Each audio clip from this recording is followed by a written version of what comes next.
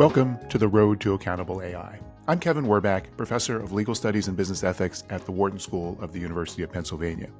For decades, I've studied emerging technologies from broadband to blockchain. Today, artificial intelligence promises to transform our world. But AI won't reach its potential without accountability, mechanisms to ensure it's deployed in responsible, safe, and trustworthy ways. On this podcast, I speak with the experts leading the charge for accountable AI. Adam Thierer is a senior fellow in technology and innovation at the R Street Institute. Before that, spent a number of years at the Mercatus Center at George Mason University. I've always found him to be one of the most thoughtful technology policy commentators from broadly the conservative or deregulatory free market perspective. Even though that's not entirely my own, he's always been someone who's willing to wrestle with and engage with the value of government and public policy. And that's what we talk about in the context of AI. We do a whirlwind tour of AI policy and regulatory developments at the federal level in the US, the state level, and then internationally, and talk about what it would take to get to a point that allows for innovation while addressing the very real concerns about AI risk, AI safety, AI governance, and beyond. So please enjoy my conversation with Adam Thierer. Adam, welcome. Thanks so much for joining me. Thanks for having me. You, like me, have been in tech policy and involved in tech policy debates for a long time. To what extent is AI policy an extension of the kinds of controversies we've been having for decades on tech policy, or is it something new? It's both something old and something new, Kevin. I think we have seen many of the same debates in the field of ICT, information and communications technologies, for many, many decades about the nature of our speech platforms. And we're seeing an extension of traditional concerns that have pervaded many types of communications fights in the past. That being said, AI is something a little bit more important. Thomas Edison was once asked a question about electricity, in which he said, Mr. Edison, a journalist said, "Tell us about the field of electricity." And he corrected the journalist or whoever asked the question and says, "It's not just a field, it's a field of fields." He says it's many different fields and subcomponents. Whatever one thinks about Edison's assessment of electricity markets all those years ago, that's absolutely true of artificial intelligence, right? There's just so many more layers to this. This is not just ICT now. We live in a world of Hal Varian had a piece in 2010 where he talked about we're living in a world now of combinatorial innovation, where many different revolutions are coming together. And Perez had a paper about this many years ago, Carlota Perez. And there's a new book by Jamie Metzl called Superconvergence about how many different revolutions and technological capabilities are coming together, all mostly driven by data science, machine learning, artificial intelligence. That makes this a bigger debate than the one that you and I have been covering for many years now. There are a lot more players, a lot more issues. And it's not really right to just say, tell me what you think about AI policy. You have to almost say AI and fill in the blank. AI and elections, AI and education, AI and health, AI and driverless cars, drones, military, law enforcement. Then it begins to be a more sensible debate. But the problem is people are still talking about it in a more aggregate macro sense, and that's a very hard governance conversation to have. So are there areas of AI and fill in the blank that do call for government action at this point? Absolutely. And there actually is a lot more than people realize. I always try to make efforts to explain to people, like we have 439 federal departments in our federal government, 2.2 million workers at them, covering a whole wide swath of ground in many different fields and sectors. And AI is already regulated in, again, field of fields, in its separate fields or sectors in very different ways. So I've spent many years focusing on artificial intelligence in the field of driving and flying and driverless cars and drones. And the way that NHTSA looks at driverless cars, or DMVs at the state level, and then at the federal level, how the FAA governs drones. These are autonomous systems. They're driven by machine learning, computational technologies. They're very different, and they're very different than something that happens in other fields, like another regulated one, like healthcare. I just released a paper last year with Arizona State University Law School looking at how the FDA is regulating AI ML enabled medical devices. The FDA, many people don't realize this, had their first major study on computerized medicine in 1981. So they've been looking at it a long time. And of course, we could go into the fields of fintech and many others, and of course, law enforcement and military, and find examples of how governments and government agencies have been looking at or even regulating very specific, concrete examples of AI. But that's very, very different. And it's an important distinction between that and the idea of sort of regulating AI at a general purpose level as a general purpose technology. That's a very different discussion. Now, that's not what we've not had that in America, just as we've not had that for computation in general or the internet in general. We've really been more sectoral about it with computing and the internet as well. And this is, I think, the grand debate of our time. Like, how do you go about AI governance? Do you go about it as AI qua AI in a macro, broad-based way? Or do you take a more targeted, risk-based, sectoral focused approach of a more sort of bottom-up approach to it? And a lot of people don't like doing that latter because it's messier, it's more technical. But I think A, we're already doing it, and B, it's probably more pragmatic to come at AI governance in that way.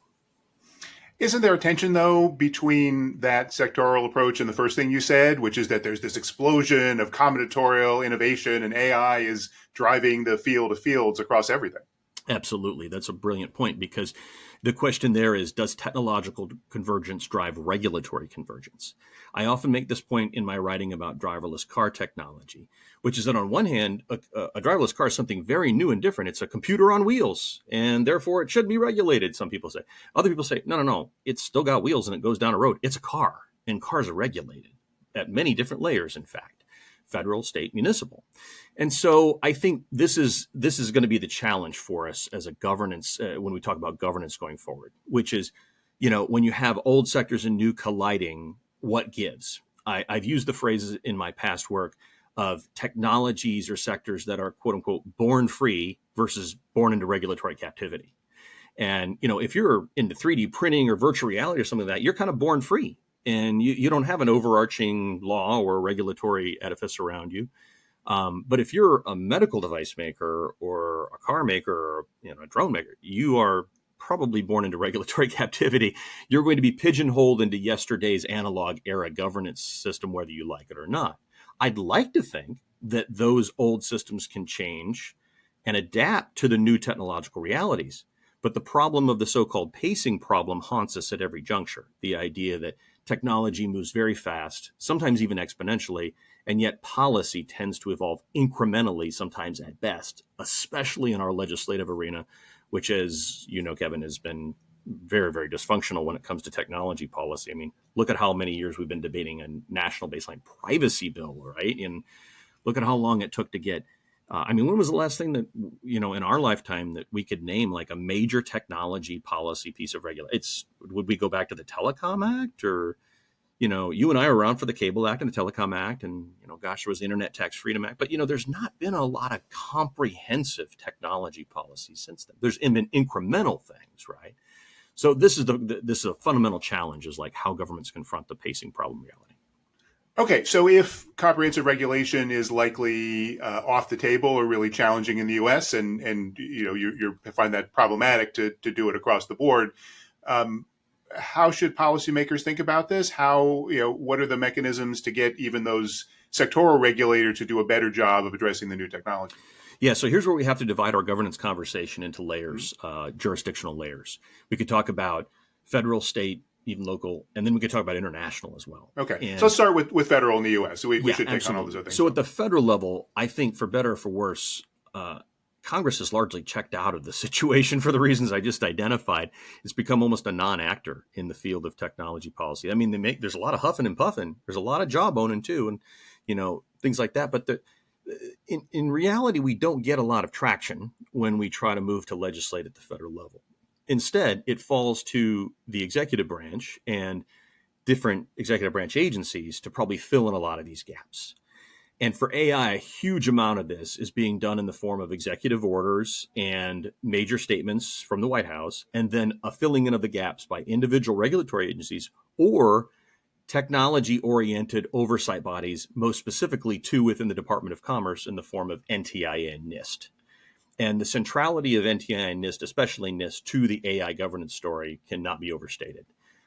Every day, its importance grows in terms of being a governance coordinator, especially now that the Biden executive order passed along to NIST a new AI Safety Institute to stand up and to move forward with, even though I should just point out, Congress didn't authorize that. There was no AI Act passed that said, we should have an AI Safety Institute in NIST, and NIST has no regulatory authority.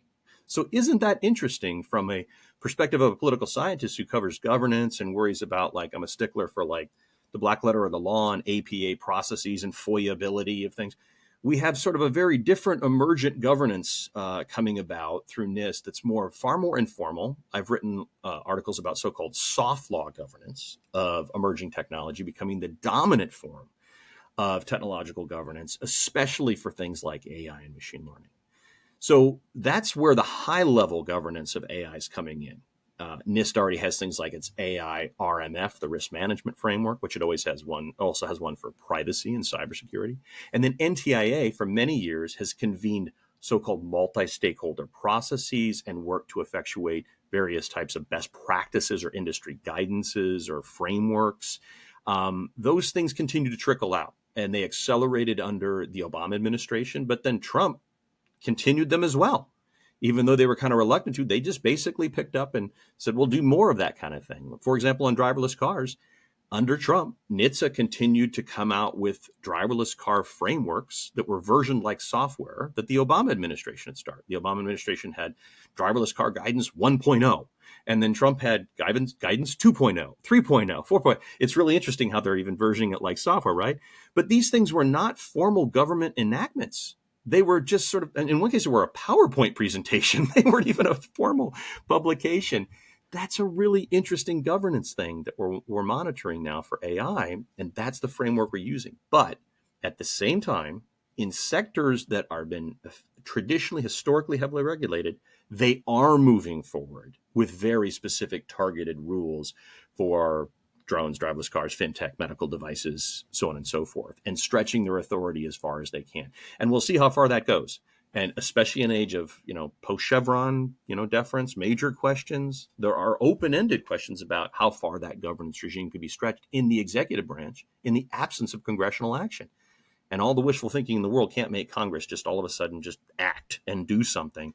We've got to get around those politics that prevent that. So that's the federal level picture. And if I could briefly jump to state, go ahead if you want to. Let's stick on federal. Okay, I want to get to state, absolutely. But just, you talked about the soft law and some of those initiatives like what the NIST is doing, the Commerce Department. What are the pros and cons of the U.S. at the federal level addressing many AI issues predominantly through that modality? Yeah, absolutely. That's a great question. So, it's funny because the positive is also a negative in a sense. The positive is that this is in some ways exactly the more agile, iterative, flexible kind of governance framework that is in line with modern technological realities. It's not static, one size fits all, one time governance that, set it and forget it is what I like to call it. That's not what's happening. NIST and NTI has been much more creative than that in trying to adapt its documents. Again, going back to the idea of versioning these things over time, like their software themselves. And the FDA has been doing this in a form of iterative governance for AI and medical devices and so on. In one sense, that's great. On the other hand, it's really a little bit messy to the point of knowing, is this really in line with the rule of law and accountability and procedures that we depend upon in a constitutional republic of saying, you should go by the book. You should have an NPRM that's in the Federal Register and that, clearly is citing statutory authorization. So I got to be honest with you, Kevin, I'm a bit conflicted because I don't want set it and forget it one-time governance if it means that it holds back important innovation or doesn't address real-time risks. At the same time, there is a little bit of a make it up as you go along element to AI governance today at the federal level, for better or for worse. And I guess part of the question is how much faith you have in certain agencies or officials to sort of get that right. And I think that remains to be seen. One important add-on here, even though Congress isn't acting, they are proposing laws. There's about 115 right now bills pending, and several of them in the U.S. Senate would actually delegate more authority to NIST and NTIA, but specifically NIST, to try to exercise more of this governance role in this more flexible capacity. And a couple of those bills even start to give NIST some enforcement teeth and say you can move beyond just the realm of best practices into maybe like best practices plus a little bit of like fining authority if companies don't go along with these guidelines that they help formulate. Again, that has not passed, but that's an interesting development because it's once again Congress saying, well, we're not going to figure it out. We're going to kick it back to the agency, including agencies that have not traditionally had a regulatory role over the digital economy, but now might because of what they've done with their multi-stakeholder processes, specifically in commerce. So that it's a to be determined where that goes from here. And of course, the next election could affect this as well. Absolutely. No, it's fascinating because we are seeing this kind of exploration and experimentation with different regulatory models here, which at some level we should want because I agree with you. This is a new technology, and certainly we know there's lots of problems with the existing regulatory structures we have. You and I might not 100% agree on what the problems are, but I think we all agree that we need to try these new models and see what happens. Yeah, Phil Weiser, the Attorney General of Colorado, had a piece when he was still at in the law school, Dean of Law School in Colorado, called Entrepreneurial Administration. And I love that phrase, and I think that's exactly right. We want entrepreneurialism in the marketplace. We want entrepreneurialism in government. We want to see creativity, experimentation, trial and error, right? At the same time, we want accountability and we want transparency. And sometimes, our goals come into conflict. We have different priorities and that's really, really hard. Something's going to have to give. And I think this remains to be seen, and it's going to play out in a very messy way over the next couple of years. Okay, so speaking of messy ways, let's talk about the states, and then we'll go and talk about the European Union. But what do you see happening at the state level in the U.S.? Right. So in the absence of in the sort of vacuum that's been left by Congress or congressional inaction, a lot of states have been moving forward on digital technology policy over the past decade in a major way. Of course, they've done this with things like privacy and cybersecurity and other issues, but in AI, they're really moving fast. The last count I've seen from a tracking organization called multistate.ai is that as of today, there are 678 AI-related bills pending in the United States. That's a big number. That's an almost unprecedented level of legislative activity for any technology in my lifetime, and I've been doing this for 33 years. Now, not all of them are passing it, but a lot are passing. Just 2 weeks ago, Illinois passed 4 different AI measures alone in 1 week. And just this week, just yesterday, before we're taping this podcast, California, legislature passed a major bill on AI safety that's headed to the governor's desk. So the states are moving. And so the question is now, what happens when you have sort of a patchwork of patchworks develop that is really unprecedented? Let's just jump back to our youthful days, Kevin, when we were doing these issues in the past for the internet. We saw Congress actually, and the Clinton and Gore administration in particular, take a more preemptive role in calling for a national framework for the internet and e-commerce. And you don't see that kind of appetite anymore at the federal level. There could be a number of reasons for that. Maybe they're just tired of dealing with these issues. Maybe they just all hate big tech so much. Who knows? But of all those bills that are pending at the federal level, as far as I can tell, absolutely none of them have any preemptive language whatsoever. And meanwhile, state leaders, like the sponsor of that California bill I mentioned, are specifically citing congressional inaction as their rationale for moving and saying, if Congress won't do this, we will. Well, then you have to add in the layers problem that I identified earlier. You've got the macro level, big picture, regulation of AI, qua AI, like California is trying to do with its frontier model regulation. But then you have all the sectoral rules as well, and not just at the state level. I mentioned the 678 bills at the state level. That does not count municipal enactments. The most important AI bill, I would argue, passed potentially so far in the United States was New York City's AI bill on algorithmic hiring applications. I mean, that's New York City. I mean, there's a lot of companies that do business in New York City. Well, whatever one thinks about New York City's enactment, and there have been many other cities that have followed suit, and even some counties, Miami-Dade County moved a bill on AI policy. I mean, one has to ask at some level, I don't even know what the number is anymore. I've heard estimates of there's 90,000 different types of governmental jurisdictions in the United States. Who knows what it is?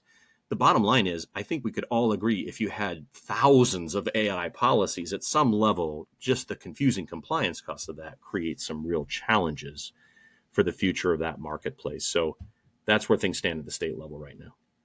Why, though, does this not play out the way we saw with privacy or network neutrality, where Congress didn't act, California did? California is bigger than most countries and essentially became a kind of de facto standard. Doesn't necessarily have to be Yeah. California, but it's not. And there's lots of But different probably, state privacy laws that have been passed, but there's a lot of overlap between them. So it's not that companies have to do 50 different state privacy policies. yeah, well, I think that's exactly right. I mean, this is how it's likely to play out in the short term, for better or for worse.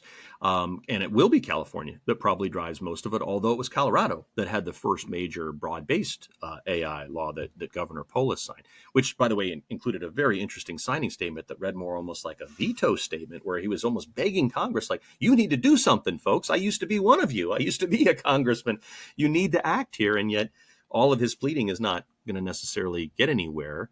And so I think we're going to continue to see more and more state laws pass. And I don't know how they'll be harmonized, if at all. That patchwork could be very bad.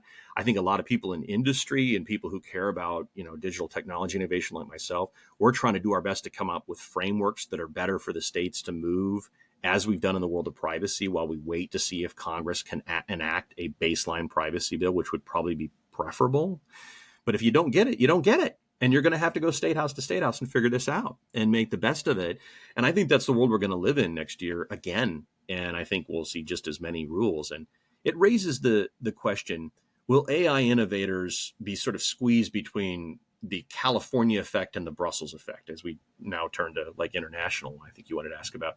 I think that's a real possibility, having to contend with like what California or other leading states are doing, while also contending, if you're a larger player, with what Europe wants. And it's very interesting that like California's modeled some of its privacy legislation after some things in the European Union's GDPR. And now they have an EU office in San Francisco to consult with California legislators and innovators about like how to comply with EU policy. Scott Wiener, who is the sponsor of the California bill that moved this week, was at that welcoming ceremony for the EU office in San Francisco. So that suggests there's almost a new axis of like these two forces between international and state, with Congress just being asleep at the wheel in the middle. I for better or for worse, I think that's the state of AI governance in the United States today, and probably for the foreseeable future. So what is your take on the European AI Act? It's a big topic, but how do you see it? Well, on a big plus, the EU AI Act is a risk-based kind of framework that attempts to say, like, let's take a hard look at different categories of risk. That's smart. I think that's the way we need to go about AI policy, generally speaking, risk-based, targeted, focused, and again, preferably more sectoral. I think on the downside, the Europeans have a tendency to say, well, everything is pretty risky. Here's a high-risk bucket. Let's put everything in it. And that can't be the way it is, because then there's nothing that's left free to innovate at all. There needs to be better, more targeted type of segmentation of high risk, medium risk, low risk, whatever the boundaries are. But the bottom line is that this is going to be something that's going to be all encompassing, because the Europeans are now seeking to essentially make regulation their leading export. I think there's a recognition in the EU that like, they've lost a lot of ground in the sort of digital technology world. It's hard to name a lot of digital technology companies that are headquartered in Europe. They're not happy about that. I could make an argument about the relationship between the regulation and that reality, but I won't go in. I won't digress. The bottom line is it is what it is. And so the Europeans are very adamant now about like, everybody needs to follow our laws. But the problem is it's not just the EU. There's plenty of other countries that are looking to act on this front now and move their own types of frameworks. And, meanwhile, you've got a whole different governance regime emerging in China, and a juggernaut in China in terms of how they could be a leading competitor to the United States and Europe in the world of algorithmic and computational technology. So I'm very concerned about this. I think this is a problem.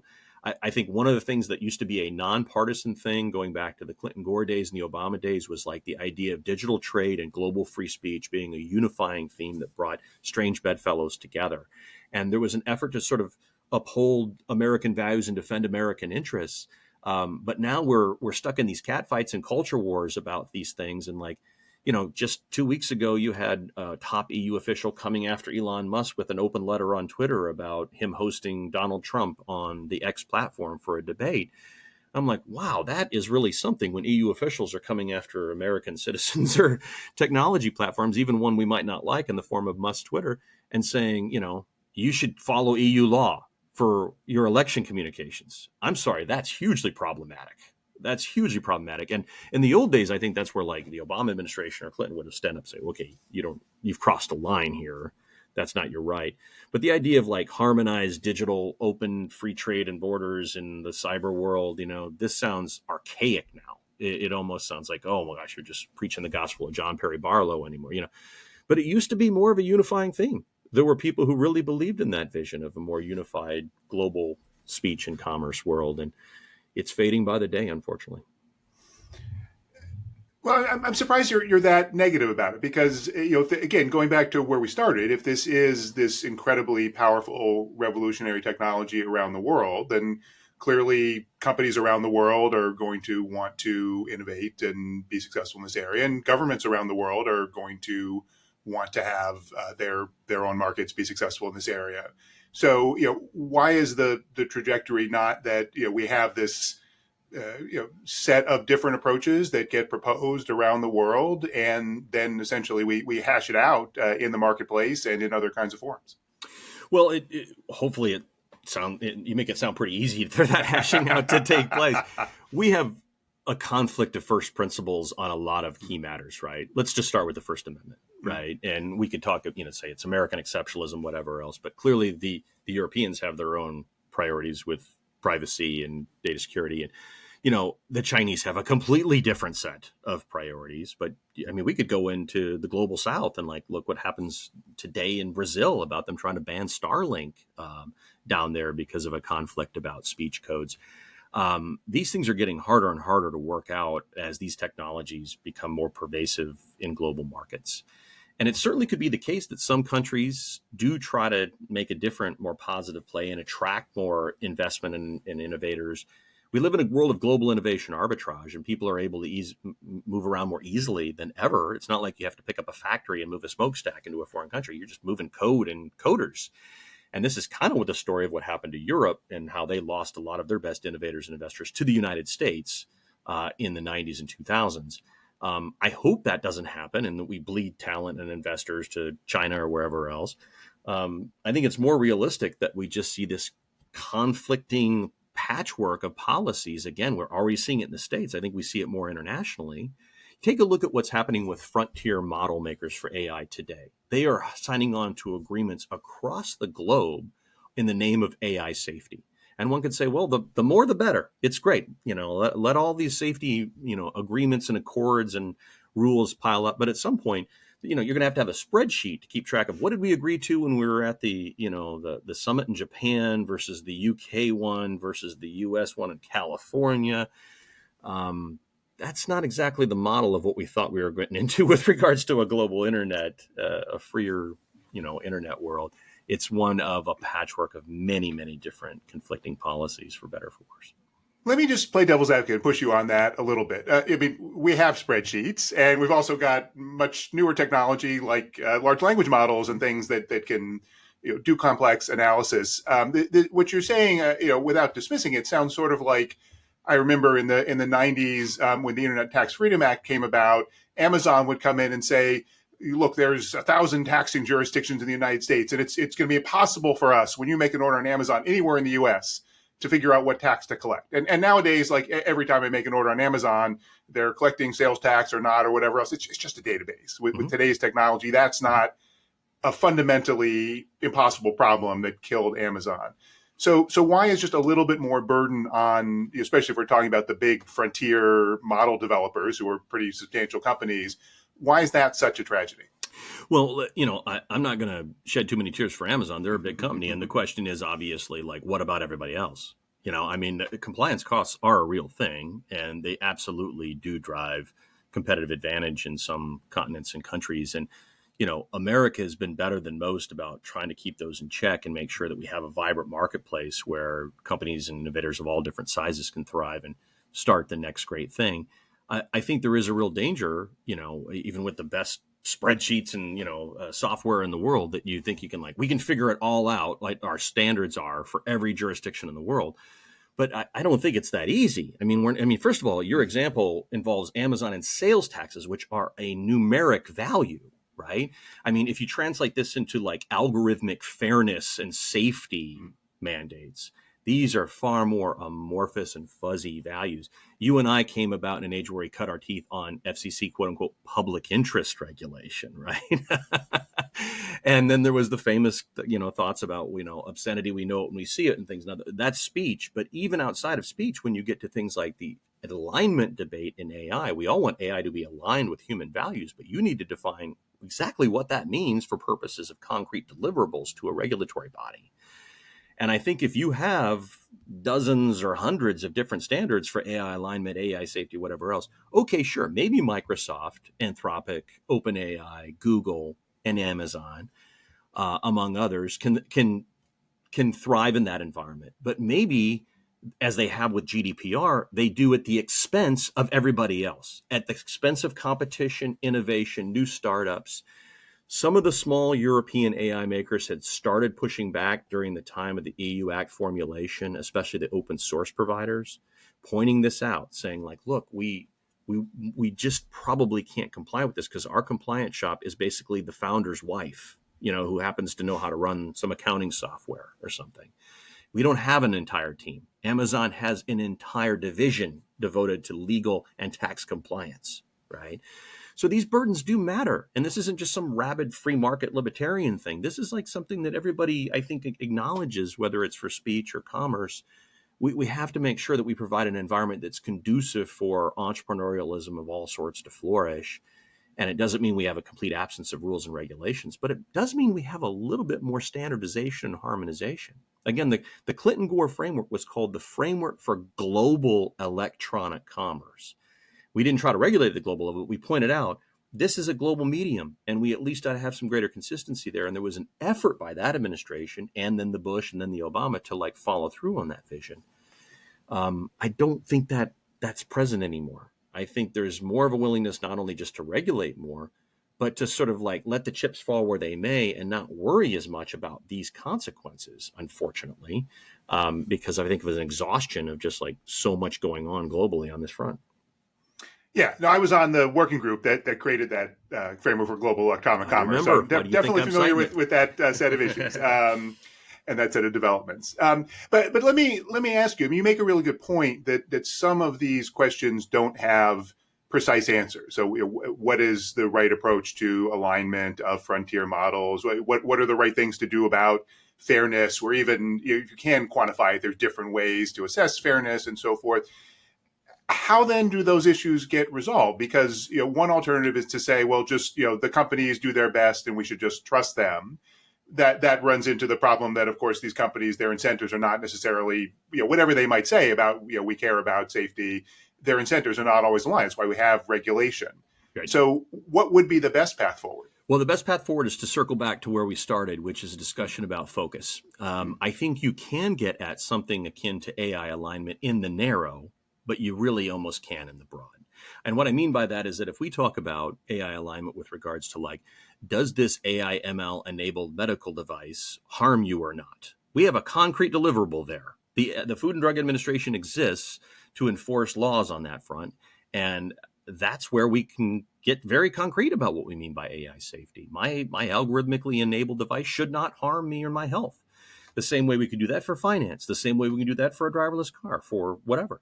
When you get back to the broader picture, which is what I think a lot of people who write about AI alignment in the abstract want, they want that high level, I believe, of we're moving towards a world of, AGI. And so the underlying computational systems and models have to be fair, non-discriminatory, unbiased, and safe. And who could disagree with that? But concretely, what that means in practice is a totally different ballgame. And they often just fall way short of specific deliverables about this. We can take broad steps to get us there. We all preach the same gospel of having humans in the loop and trying to make sure we have baking in quote unquote ethics by design. And some of those ethics and best practices are easy, but a lot of the others are hard. And we see this in the debate about free speech, right? I mean, look at how we fight like cats and dogs about what we even mean by misinformation or disinformation that's algorithmically empowered. We've gone to the Supreme Court about this now multiple times, and Congress has entire standing committees now devoted to weaponization of the federal government and disinformation and blah, blah, blah. We're not getting anywhere there. AI has entered the age of the culture wars now, and we're fighting over those broad abstract things. The only way we get anywhere in the world of AI governance and regulation is to get far more concrete, to drill down into very specific types of harms in specific sectors in a risk-based way with cost-benefit analysis. It's regulating on the output side, what comes out of a model and how it concretely affects us in a specific human context. Not on the input side, the theoretical, I understand what critics say when they say, what about the black box? What's going on there? I'm like, you know what? I don't know. I actually don't know. I don't know everything about what happens in the black box. I don't know if we ever can. People who make the black boxes don't understand everything that's happening inside of it.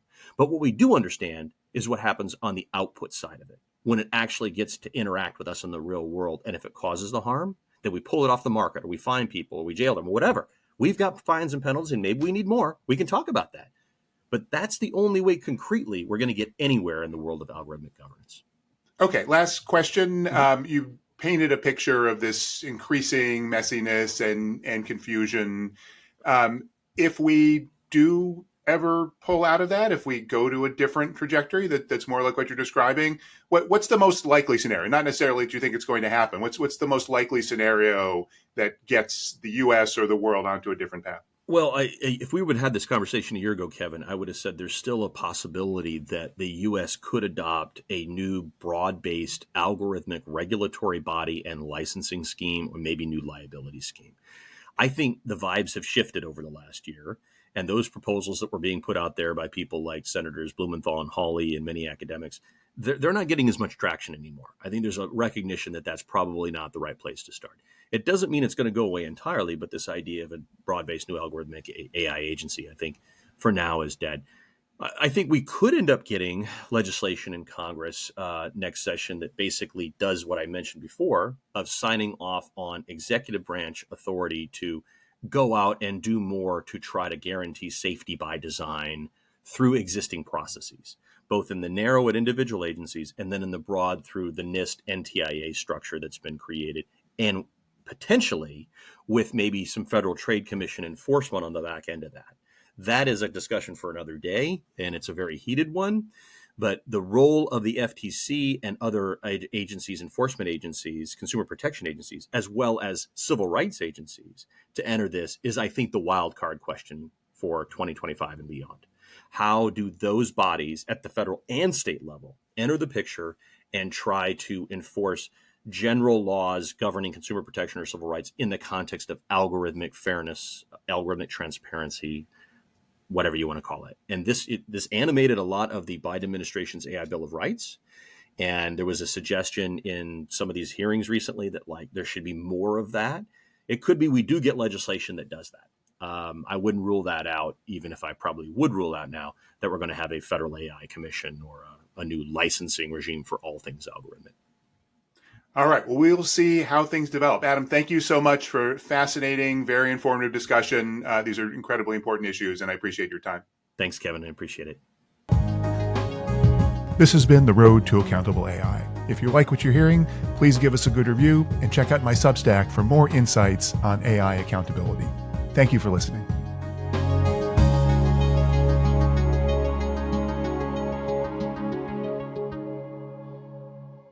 If you're listening to this podcast, you appreciate the value of AI governance.